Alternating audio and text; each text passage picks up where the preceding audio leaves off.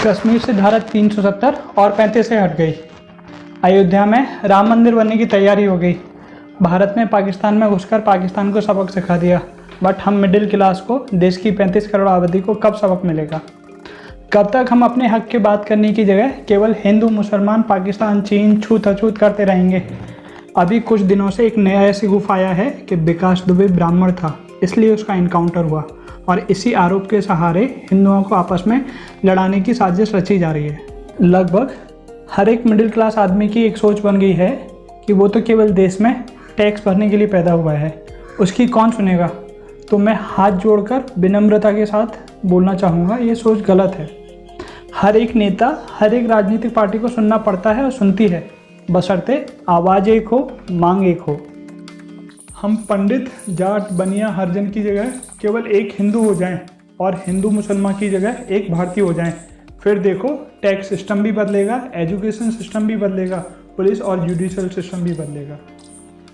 अभी कुछ महीने पहले कुछ मेहनत मजदूरी करने वाले लोग लॉकडाउन में ही शहर छोड़कर अपने गांव वापस जा रहे थे। क्या किसी को कुछ फ़र्क पड़ा? नहीं। इन बेचारों को पैदल ही, साइकिल, रिक्शा और इन सब पर ही हज़ार किलोमीटर का सफ़र तय करना पड़ा। कब तक? जब तक वे कुछ एक लोग थे। किंतु जैसे ही कुछ एक लोग से हज़ारों लाखों में बदले और पैदल चलना शुरू किया तो सबकी नींद उड़ गई। सारा शासन प्रशासन इनको इनके गांव पहुंचाने में लग गया। अरे भाई, ये शासन प्रशासन जब उनके सामने झुक सकता है जिन बेचारों के पास खुद कुछ खाने को नहीं, सिर्फ छिपाने को नहीं। हम तो मिडिल क्लास हैं, 35 करोड़ आबादी, देश की आबादी का चौथाई हिस्सा, पूरा देश, शासन प्रशासन सब हमसे ही है। मिडिल क्लास ही देश की रीढ़ की हड्डी है। हमारे सहारे लोअर क्लास तो क्या, अपर क्लास भी और अपर हो रहा है। किंतु हमने अपना हाल उस सरकारी पुल की तरह कर लिया है जिसने सबको तो एक किनारे से दूसरे किनारे लगाया, सबकी नैया पार लगाई, किंतु खुद वो सरकारी पुल दिन ब दिन और भी जर्जर होता गया। कुछ एक लोगों को छोड़कर सब मानते हैं कि विकास दुबे तो क्या, सभी एनकाउंटर को गिरफ्तार करने के लिए एनकाउंटर कर देना ही सही है। इसलिए नहीं कि वो खून का बदला खून मांगते हैं या उनकी कोई जाति दुश्मनी इन अपराधियों से है, बल्कि इसलिए क्योंकि सब जानते हैं कि इन अपराधियों का क्राइम रैकेट तो जेल में और ज़्यादा अच्छे से चलता है। जब चाहो बेल पर बाहर, जब चाहो अंदर। कोई बड़ी बात नहीं, ये जेल से ही चुनाव जीतकर नेता बन जाएं, और कितने सारे लाइव एग्जाम्पल हमारे सामने हैं। फिर भी बाई चांस 1000 में से किसी एक को न्याय मिल भी जाए तो इतना समय निकल चुका होता है कि उस न्याय का कोई मतलब नहीं होता। 1984 के सिख दंगे, उनका न्याय मिलने में 34 साल लग गए। अरे ये तो वो दंगे हैं जिसमें हजारों सिखों का कत्लेआम हुआ और वे मौत के शिकार हो गए। निर्भया रेप केस एक एग्जाम्पल सेट करने के लिए district court, high court, supreme court, सब जगह फास्ट ट्रैक कोर्ट बनाई गई। फिर भी न्याय मिलने में और अपराधियों को फांसी लगने में 8 साल का समय बीत गया। 8 साल। मैंने अपनी एक last video requirement of police reform, जिसका लिंक अभी ऊपर है, उसमें मैंने बताया यूपी पुलिस के 3000 एसआई ट्रेनीज के दुख दर्द की दास्तां। वो एसआई ट्रेनीज जो 2016 से अब तक 4 साल बाद भी अधर में हैं। लगभग 1 साल की रिग्रेस ट्रेनिंग के बाद पता है आज उनका क्या हाल है, उन्हें क्या मिल रहा है? तारीख पर तारीख, तारीख पर तारीख, तारीख पर तारीख, तारीख पर तारीख मिलती रही है, लेकिन इंसाफ नहीं मिला मिलोड, इंसाफ नहीं मिला। मिली है तो सिर्फ ये तारीख। 2016 से पोस्टिंग का इंतजार कर रहे एसआई ट्रेनीज को ट्रेनिंग पूरे होने से कुछ समय पहले कोर्ट के एक स्टे द्वारा घर वापस भेज दिया जाता है।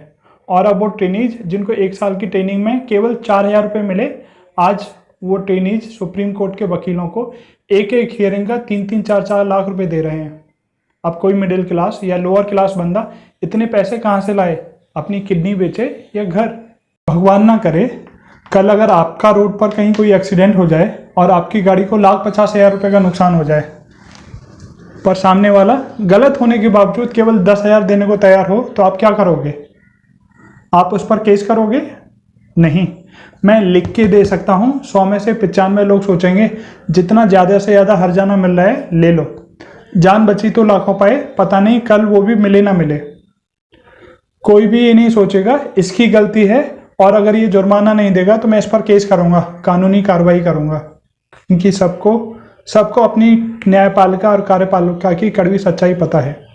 इसलिए हमको सरकार से judicial reform, police reform, education reform की बात करनी होगी।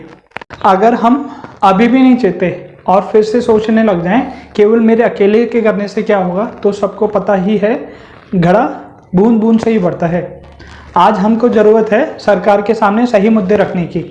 अगर सरकार चाहे तो 1988 में सालों से बंद राम मंदिर इलेक्शन से पहले खुलवा सकती है।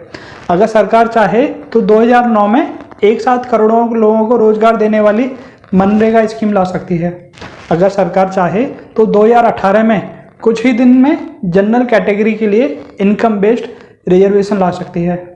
तो क्या हमारे लिए मिडिल क्लास के लिए जुडिशियल रिफॉर्म, पुलिस रिफॉर्म और एजुकेशन रिफॉर्म नहीं कर सकती?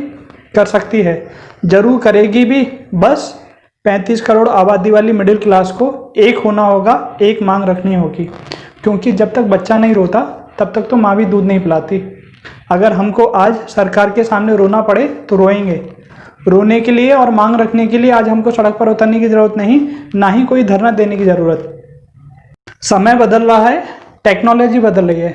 देख रहे होंगे कि देश विदेश में वीडियो कॉन्फ्रेंसिंग से मीटिंग और सेमिनार हो रही हैं, तो हमारी मांग भी तो इस वीडियो से जा सकती है। अगर एक गंदा कोरोना वायरस इतने रोकने के बावजूद कुछ ही महीनों में केवल एक इंसान से आज करोड़ों इंसान को हो सकता है और सारी दुनिया को झुका सकता है, तो हमारी एक आवाज़ कुछ ही दिनों में करोड़ों लोगों की आवाज़ बनकर देश और प्रशासन को क्यों नहीं जगा सकती? जगा सकती है और जगाएगी भी। बस ज़रूरत है एक कोशिश की, एक विश्वास की।